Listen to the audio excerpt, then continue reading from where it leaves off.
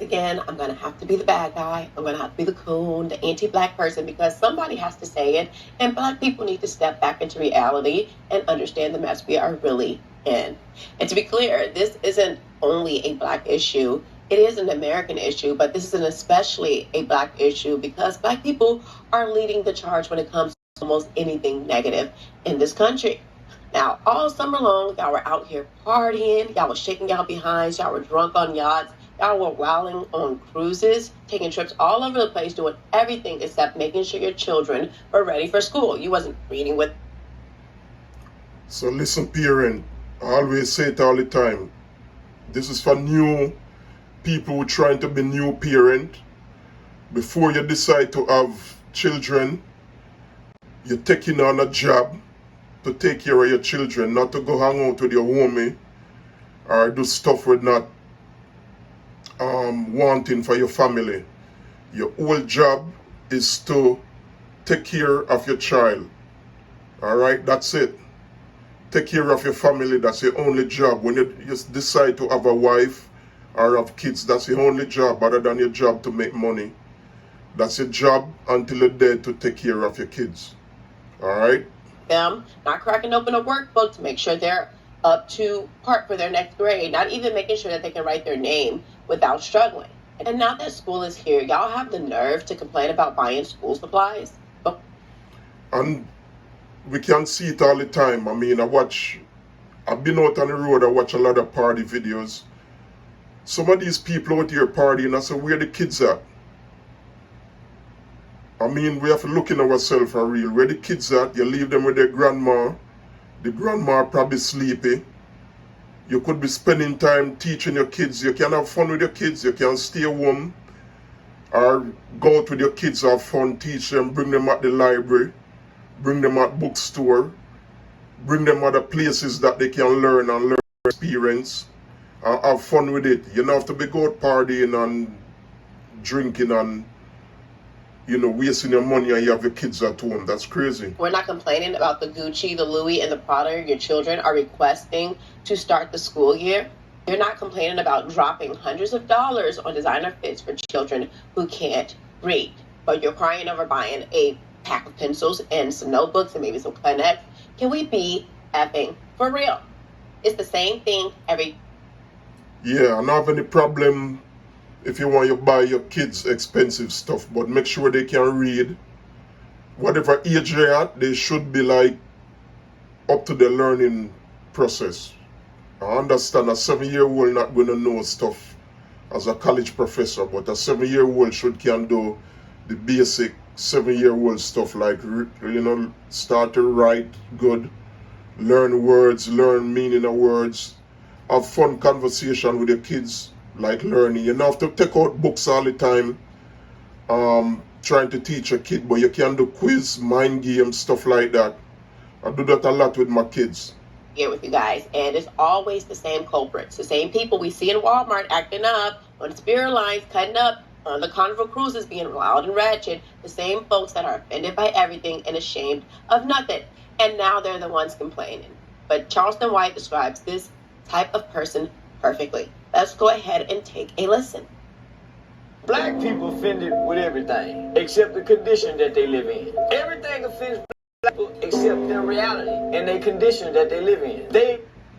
Yeah, Charleston White, right on that. I mean, I'm not listening a lot, but this is right on point. And see, we don't like to take correction. When they try to correct our people, they say, well, God can judge me. And when they go in front of the judge and get 10, 15 years, they drop and faint. Yeah, so that's the illusion we're living in. Ignore the reality and they ignore their conditions only to be offended by everything else. But look at their neighborhoods, look at their houses, look at their family life, look at the conditions of them, their children, and the parents of the children. They at odds with each other, they hate each other, they fight with one another. But everything is offensive, but they don't change nothing. Even the stuff that offends.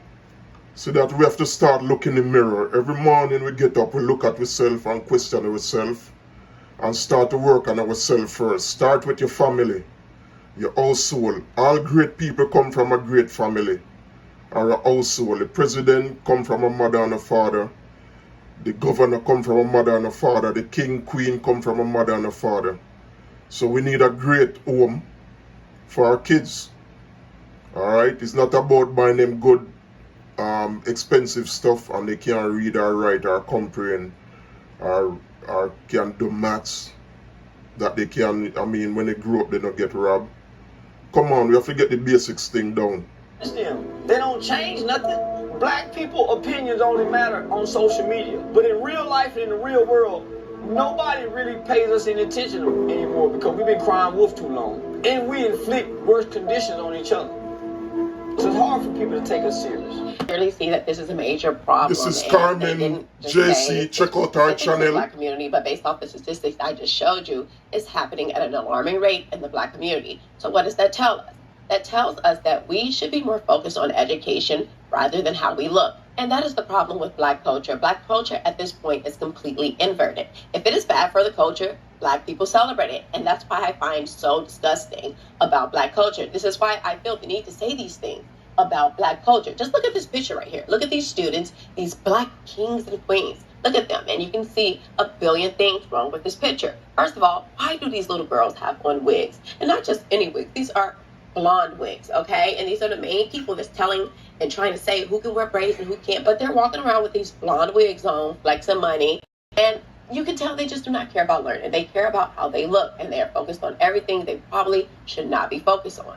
Why are you guys okay with your children behaving like little hoodlums? I just need to know this because this photo speaks 1,000 words, and none of them are positive. This is why people look at us like we're degenerates. This is why people treat Black people the way they...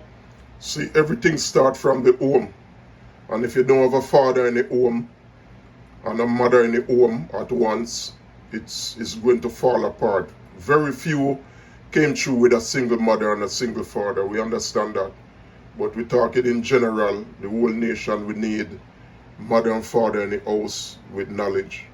You get treated because of how we treat ourselves. You don't respect yourselves, you don't respect your children, and you don't respect anything or you don't teach your children anything. And that's why we grow up and behave like this. They're just mimicking the behavior they've seen their parents do or they've seen adults do around them. Go and follow Carmen JC. She put out a lot of great content. So yeah, go and support her. They're mimicking what they see. This is how disgusting these parents are, raising children in dysfunction, behaving like this around them and not caring what they say in front of their children. I already showed you last week with the parents stealing and doing degenerate things around their children, and it is reflected in exactly these type of situations. I have fourth graders who cannot read independently at all. It's just like, one, what am I supposed to do? Because teachers are not miracle workers. She said teachers are not miracle workers. She right, because the parent is the first and best teacher. So if you can start off your child reading and writing before they go to school, then it's easier for the teacher. But teacher can improve them, but I understand what she's saying. Teachers is not miracle worker, because it starts with the parents. I'm required to teach fourth grade standards. The fourth grade standards do not include me teaching phonics. Now, I understand RTI, the MTSS process, and different safety nets like that, but doing that for 30 minutes a day is not going to solve the problem. So what is really the expectation? Are we just going to continue to fail the students and not teach them how to read? Like, what is... I know all last week, all over social media, you saw nothing but teachers talking about how elementary and middle school kids are reading 4 years below grade level. Well, as a high school teacher, I'm here to inform you that high school kids are doing way worse. They are reading 6 years below grade level. The only difference is a whole heap of these kids are going to graduate at the end of this school year. And we are expecting them to go to college and obtain jobs when they cannot even comprehend basic skills, which is why we probably see a problem with employers finding employees. There are literally high... See, the other thing is, nothing wrong with sports, but I think most family trying to train their kids into basketball, what else? Football. Those are two main ones. So those things don't require learning, but in this world you need like carpenter, mason, electrician, plumber, engineer. You need to can learn to read and comprehend different levels of elements, not just ABC and 1 + 1. But you have other levels to that, where when you get into these environments, you need to know like square root of certain stuff. If you're going into architect, yeah, so yeah, it's not just basic reading alone.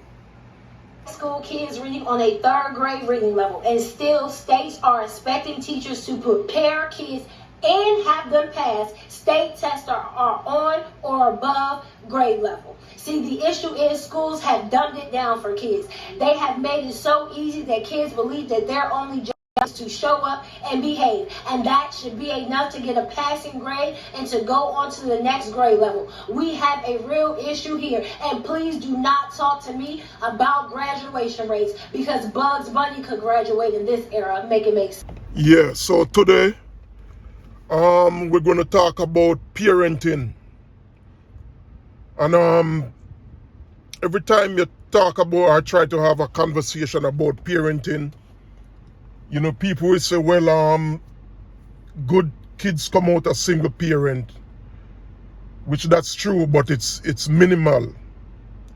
Just like how you have bad kids come out of both parents in the house, which is minimal.